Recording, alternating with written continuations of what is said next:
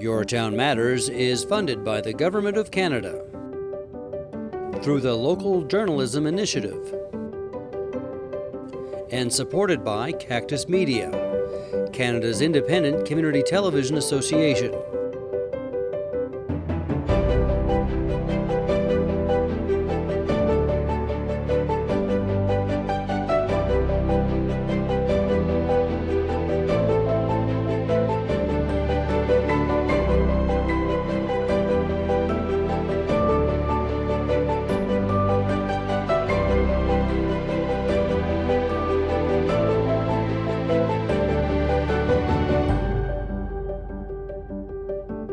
I'm Vicki Hogarth and welcome to Your Town Matters. My guest today is the Mayor of St. Andrews, Brad Henderson. Thank you for being here today, Brad. Oh, it's my pleasure. Happy to be here.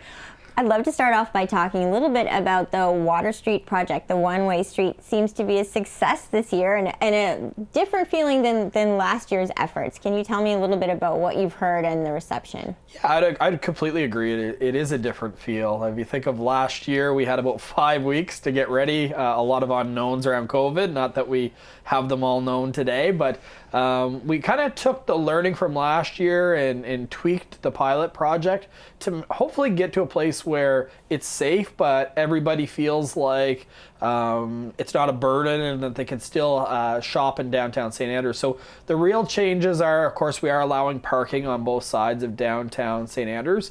We have some walk-arounds, though, which allow people to get extra spacing, and as well where some patios can put a few extra tables out, because a lot of these restaurants still aren't at full capacity. So really giving them a couple extra tables, it helps them keep their doors open, but it also could help keep an extra staff member employed.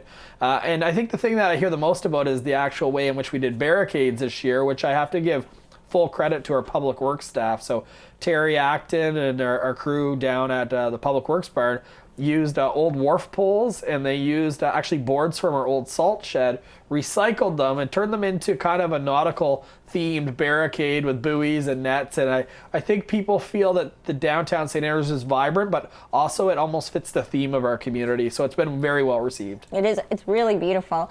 And the town has been very busy as well. What are you hearing from the business community in terms of the tourism that has already come to town so far? You never know going into it. We were so grateful last year because, in a normal year, about 50% of our visitors are New Brunswickers. And then St. Andrews was a place that they all just, people circled their maps and came. So you never know how the year is going to go. But there is a lot of retail, in particular, stores downtown that are reporting that it was the best May in the history of their business.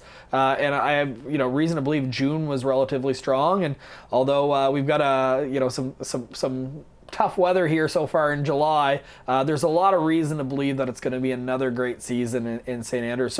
So far so good, but we're not going to get ahead of ourselves. We got to keep doing the great things that make St. Andrews so special. We're obviously still navigating COVID-19, though it is a more hopeful time. I noticed that the hand sanitizer stations are back again. How do you feel the town is doing in adjusting to a busy tourism season, but in the face of a worldwide pandemic? I think that it's almost like, I hate saying it, but you heard the new normal, and it's almost like we had a season under our belt. You can't become complacent because at any given time, obviously we're having variants and things like that they're still unknown, but I feel like the operational plans that have been put in place by not just the town, but also the operational plans that are put in place by businesses have it an environment in which it is safe. If you do need the extra space downtown, you can have it, but there's lots of businesses with plexiglass. There's a lot of businesses that have actually given just more room. They have less inventory to allow for more space in their store, and of course the restaurant. So I think that when you look at where I would be a year ago versus where I am now, let's just say I think both myself and the business owners feel a lot more comfortable. Mm-hmm. I know that there's different ways of celebrating. For instance, the scavenger hunt that just took place this last week was a way to celebrate that wasn't necessarily requiring a group activity. Can you talk a little bit about the success of that? Absolutely. So kind of that July long weekend around Canada Day, it's a time where a lot of people do come to St. Andrews. And traditionally, if you look at kind of waterfront St. Andrews, the downtown Water Street, everyone tends to gather in bunches. So the whole concept of the scavenger hunt was to actually spread people out in the community. So we have so many different things to see and do. In fact, there was 35. We ended up doing 37 selfie stations. So to have 37 kind of neat spots where people can go, either it's, scenic coastlines, it was trails, it was attractions, it was businesses, to have so many things and spread it out, it was a huge success. And we delayed it on Canada Day originally and kept it that way. But also it rained pretty heavily on the weekend. But the amount of people that kind of hashtagged Explore St. Andrews and got it it was a big family activity. It was a huge success, and the winners, they'll be all out when we actually air the show. It's actually really neat to go check out the Explore St. Andrews hashtag. I was looking at it just on Instagram yesterday, and I would actually say hundreds of people have used it already. How do you feel? I know the the TAL board has put in some new efforts this year in terms of marketing the town. How is that going overall, and especially the Explore St. Andrews efforts? It's going really well. So first of all, I know that the St. Andrews Chamber of Commerce led a lot of tourism marketing activities in the past, and they did an incredible job. Like we're a well-known community. Is there a lot of people that still would love to hear about us and come and explore us? Absolutely. But the Chamber did a wonderful job. But to have another board that basically through the tourism accommodation levy has a budget to proactively market St. Andrews and come up with a strategic marketing plan, I think it just adds on to the great work that the Chamber has already done. So as far as the scavenger hunt, I think if you look at the hashtag Explore St. Andrews, industry knew it. So the tourism providers, obviously the board itself for Explore St. Andrews and the Chamber, but I think that it really did a good job of bridging that hashtag into our visitors, because we all know Explore NB, but now we actually are really starting to establish Explore St. Andrews. So it's really exciting to have strong branding, and of course social media is an important aspect of marketing nowadays, and I feel like we're really starting to get some momentum. The Explore St. Andrews hashtag actually appears on the visitor center, which is above the studio we are filming in right now, and since I share a parking lot with the visitors center, I see how busy they are, so it's wonderful to see that it's already being used for a new addition to the community. Can you talk a little bit about what you're hearing in terms of the success of visitors actually using the visitor center as they come into town? Absolutely. It was a debate on the former council that I was on, is as more and more people are going to their phones, is the need for a visitor information center required? And the reality is it does a number of things. First of all, they're ambassadors to our town. So as you come into town, it's a place that you can stop and be greeted. Some people really love that opportunity. The other thing too is there's only so many public washrooms, and when you're traveling, you need to find a place. It's a great spot to stop, rest. But I think there's a lot of other variables that they do that people aren't aware. So if you come to St. Andrews and realize that there was so much to do here, maybe I want to stay the night while I'm traveling through, those people at the Visitor Information Center are actually people that pick up the hotels and motels when you can't find them online and find places for people to stay. So I think that the early indication is that this Visitor Information Center is one of the most professionally done in all of New Brunswick, and the need for it's never been greater. The province made a decision not to open up their Visitor Information Center due to COVID.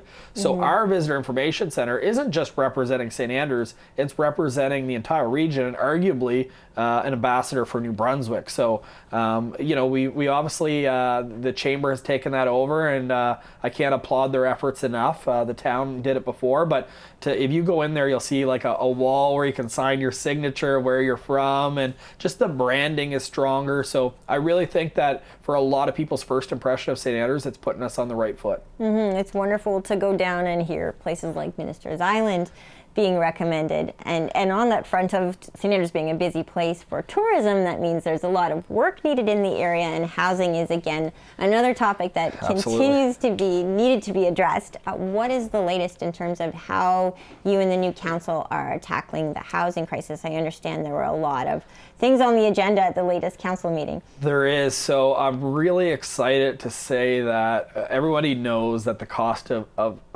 building right now is arguably the highest it's ever been.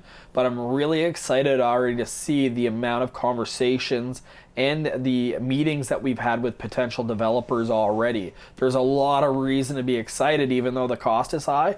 Like this last council meeting alone, and I could get into meetings on the side as well I've had with developers, but this last council meeting alone, we had Atlantic Garden Homes present to council, and what they would like to do is they would like to build and rent kind of like semi-detached homes essentially in St. Andrews, and they're looking for land to do that. In fact, the scope of their project, they're hoping to offer enough rentals for 60 new people, and that doesn't sound a lot, but when you're a population of 1,800 people, that's making a significant change. So they made a presentation. They're doing a project right now in Nakawik, so they do have a track record of being successful.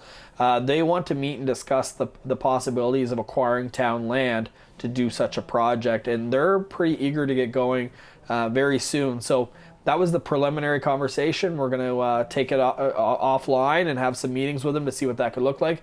For people who are wondering where they have in mind, it's below Diana Drive in what we call the subdivision. It would be almost adjacent to the ball field is what they were looking at. But I did ask them when they did present, and they seem flexible on location. So there's that opportunity as well. There's a whole bunch of opportunities. You got the Passamaquoddy Lodge. They're looking to have a new lodge, and essentially it wouldn't be institutional. It would be more like multiple housing is the way they want to do it, to split them up. But where I'm going with that is that old facility of the lodge, it's basically got a bunch of rooms with a full kitchen. There's an opportunity for that to be accommodation for maybe NBCC students, maybe it is for our workers in the summer, seasonal workers. So there's some positive opportunity there. And then of course there's some other private developers that see the need in the community for rentals, and we're getting they're starting to pick up the phone and call us. So we're going to be talking about housing, I hope, for the entire 4 years of this term. And I can already tell you that myself, there's already 5 or 6 opportunities that we have. So there's a lot of reason to believe. It doesn't happen overnight, but there's a lot of reason to believe that you're going to see some increase in rentals in St. Andrews, which is desperately needed. Wonderful. And Atlantic Garden Homes, I believe it could actually be something where people would move in maybe 2 years from now. It could be that soon. It literally could be that soon. They could be as early as building them next year, and I can tell you based on the Nakawik project, they bring them up pretty quickly. So we could see some relief as early as 2022. And that would be, again, if you're talking 60, like for 60 individuals between the double rooms and the single, they would have a mixture between 2-bedroom and 1-bedroom is what they would be looking at. And then, garage facilities would be available on site. So they'd have the option of having it with a garage. They'll give you the flexibility based on your budget. So, and the other thing too is, depending on the town's involvement, that's what's going to make it more affordable.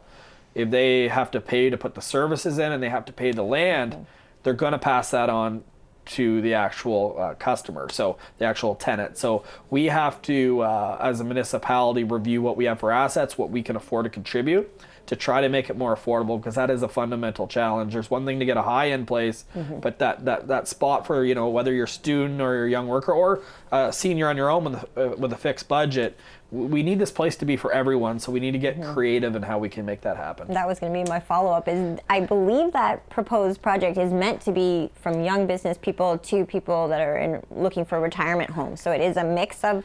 It is a mix. So like if you look at Anchor's Landing when it was built in St. Andrews, that was geared towards being kind of a senior living complex. With this particular project is we wouldn't want to set the parameters on that. If you need that type of housing, it shouldn't matter kind of what age demographic you are, what your financial background is. If it works for you, you need a place to go in this community. So as far as I'm aware, it's early, but it would be a place for everybody is the hope. And there was another proposed plan on Augusta Street for a 6-unit building. Can you speak a little bit more about that for those who may have missed the regular council meeting? Yeah, no, that's a good one. So if you talk about all the motions of that council meeting, that was probably the one that we talked about the longest. And to be honest, not that the other ones weren't tough decisions, but this one was tough. So we all know that we need housing. And the situation there is that at 48 Augusta is the lot, is there's a proposed 6-unit building, but it's a very small lot. In fact, in order to have a 6-unit building, it's zoned correctly, but you would need 36 meters of frontage. This lot is so small, it's only 24 meters. So it's roughly closer to half than it is the actual requirement. For example, they only have room for 6 parking spots for 6 units. So if someone had 2 cars or a visitor, they would have to park on the street. So it's that tight, and it's in a residential area. So council, though, obviously wants more housing units, so they had to give it a good look. But what they decided is that the neighbors in that area literally were receiving their polling letters that day. So to get a letter in the mail on the same day in which council's talking about it, it was hard for people to understand. But it's an important thing to note about all this is the council actually doesn't make the decision if this goes or not. It's PRAC, which is our Regional Planning Advisory Committee. They're the ones that grant variances. So they would need 2 variances. They would need the frontage and the parking. So all town council can do is review it and make recommendations. So they could say, we support this project or we don't support it. And what council decided is we're not saying no completely. We're just saying it's happening too quick. The neighbors haven't had a chance to weigh in. If you have to make a decision today, it's no. But what we'd prefer is that you table it where there can be some more consultation, because we all want housing. We all do. But you can't just put apartment buildings up in every residential area throughout the community. Otherwise, it's going to lose the look and the feel. So we really need to be strategic about our opportunities. And I know that the developer is obviously keen. Whatever practice side, say they say no, I'd love to sit down with the developer and talk about other opportunities in the community to do that very, very project. It just might be at a different location in town. So I'm hoping that whatever way it goes, that if it's a no, that we can still have a meaningful conversation to find this a solution for the community. Now, on the subject of PRAC, are we moving as a town in a more local direction in terms of planning? We are. So for years, the Planning Advisory Committee was made up of members from St. Andrews. And a few years ago, so I guess it would be close to probably about 5 years ago, we switched our planning services to the Regional Service Commission. So that meant the town planners, building inspection. And when we moved those services, we were told that we had to move it to a regional PAC. So that'd be representative from St. Andrews, but also from other communities, whether it be, St. Stephen, Macadam, LSD, so the surrounding areas. But their regulations have changed where we have an ability to bring that planning advisory committee back to St. Andrews. So there's pros and cons with that. So if you have a regional planning advisory committee, it's consisting of people that aren't necessarily your neighbor. They're reading your bylaws and making decisions. So if they're reading your bylaws and making interpretation on it without knowing, it's kind of impartial. So that's actually kind of an advantage of it. But in the same sense, what we've heard through the community is that what necessarily is good for another community isn't necessarily what's right for St. Andrews. So, random community is what a variance in Macadam might look like versus a variance in St. Andrews might not be the same thing. So the person in Macadam making it may not have the spirit of what St. Andrews is as much, but vice versa, the person from St. Andrews might not have the spirit of what Macadam is. So we really wanted to bring it back and make it St. Andrews residents that have a say at what these variances are, like the apartment building. Is it too big of an apartment for the lot? Let's let St. Andrews residents decide that versus a committee made of people that are, outside of the community. Okay, another subject that you are dealing with is Cook's Aquaculture, and Kelly Cope Salmon are doing a project out at Bayside, the industrial park, but it does have a factor that deals with Shamcook and the water supply. Can you speak about what's happening and what people in town can expect from that? It's pretty impressive to see that we're only 2 regular meetings in and we're having as a council already these big conversations. I did say when we originally started as a council we'd hit the ground running, and it's pretty obvious that we have. So yeah, that project, we had a presentation from Joel Richardson, who is the Vice President of Public Relations for Cook Aquaculture. And he presented to the last council as well, but it was kind of on the way out the door. So that council made the right decision of saying, give it to this council. So what Cook's is essentially looking to do is they want to have a salmon hatchery, an inland one, where you basically you have essentially we'll call them the pools of salmon that basically are that are inland. And what they need is a water source. So they originally on their site of their property, which is in Champlain Industrial Park, they did their wells there. But what they determined is, unfortunately, there's not enough water that is needed. And the amount of water that's needed has changed over the years, because a lot of these systems now recycle water a lot more than they used to. They used to be just flow through.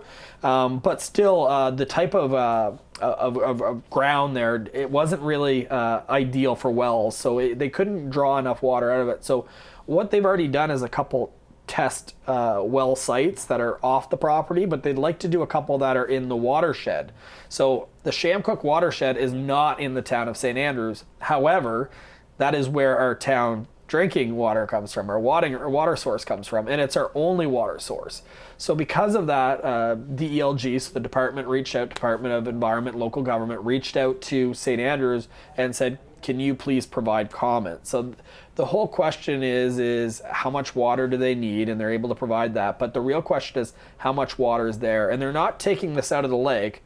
They would be taking it from wells, but there's no way of really knowing how much water is there. So at this point, it's just test wells. We're trying to figure out, they're trying to figure out how much water is there.